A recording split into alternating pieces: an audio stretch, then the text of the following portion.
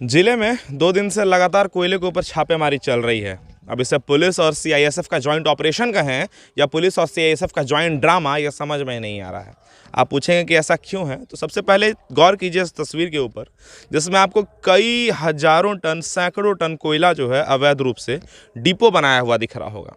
इस कोयले को दिघी बॉर्डर जो है, जो झारखंड और बिहार का बॉर्डर है, जो गोड्डा जिले के पास पड़ता है, वहाँ से 3 किलोमीटर पहले इस कोयले को महागामा पुलिस ने जब्त किया। लेकिन सबसे बड़ी बात यह है कि आखिर ईसीएल के कोयला खदान से तकरीबन 18 से 20 किलोमीटर ये कोयला बिना प्रशासनिक तालमेल के कैसे पहुंच जाता है।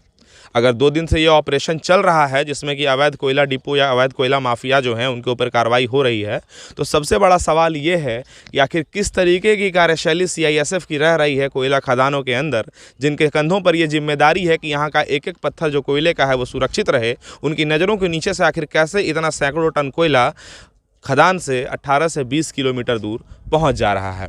पहले ये तस्वीर देखिए जिसमें आपको ये अवैध कोयले के ऊपर लोग छापेमारी करते हुए दिख रहे हैं, और आपको सामने ये जो गाड़ियां दिख रही हैं, इसे आम बोलचाल की भाषा में चाइना गाड़ी कहा जाता है।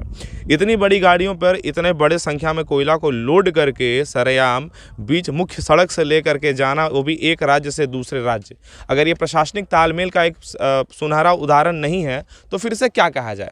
इसीलिए हमने आपसे शुरुआत में कहा कि इसे पुलिस और सीआईएसएफ का जॉइंट ऑपरेशन कहा जाए या फिर पुलिस और सीआईएसएफ का जॉइंट ड्रामा। इस पूरे मामले पर 2 लोग वहां पर थे जो मुख्य रूप से थे। पहले ईसीएल के सुरक्षा में मुस्तैद जो विनोद तोपनो है, जो अधिकारी, वो थे, और दूसरे महागामा अनुमंडल के जो डीएसपी हैं शिवशंकर तिवारी। इन दोनों से हमने बातचीत की। आप पहले उनसे हमारे जो सवाल है उसको सुनिए। सर, साल के 365 दिन यहाँ के जो लोग हैं वो कोयले से अपना जीवन चलाते हैं, फिर आज ये छापेमारी क्यों? ये जो छापेमारी हो रही है कुल माफिया के विरुद्ध हो रही है। गुप्त सूचना मिली कि भारी मात्रा में कोयला जमा करके डिपो बना के और बिहार भेजा जा रहा है। जो हम लोग गुप्त सूचना मिली तो हम लोग पूरा प्लान बनाए, इसमें सीआईएसएफ के जवान प्लस ईसीएल के अधिकारी और सभी के मिलकर एक टीम बनाई गई और टीम के द्वारा छापेमारी की गई। किनको सुरक्षा मुहैया करने के लिए जिम्मेदार होते हैं, तो वहीं ऐसी मुस्तैदी क्यों नहीं होती है या फिर ऐसी कोई प्रणाली क्यों नहीं होती कि बात यहाँ तक ना पहुँचे? देखिए, राजमहल एरिया जैसा कि सभी जानते हैं कि बहुत बड़ा क्षेत्र में है और अभी ज़मीन से भी जूझ रहे हैं, और पहले का जो क्षेत्र था और अभी का क्षेत्र में बहुत फ़र्क आ गया है। और अभी क्या है कि कोयला का प्रोडक्शन भी ज़्यादा हो रहा है, तो अभी ज़मीन से जैसे ईसीएल अभी जूझ रहा है, तो उसकी वजह से कोयला का प्रोडक्शन कम हो चुका है। तो पहले जो कोयला का प्रोडक्शन था और अभी के प्रोडक्शन में काफ़ी फ़र्क आ गया है। तो जो चोरी का मात्रा बढ़ गया है, और पुलिस को ये गुप्त सूचना मिला था कि एक जगह में डिपो बनाया गया है, तो उन्हीं का सहयोग से हम लोग यहाँ तक पहुँचे हैं, और जिसमें बहुत बड़ी कामयाबी मिली है हम लोग।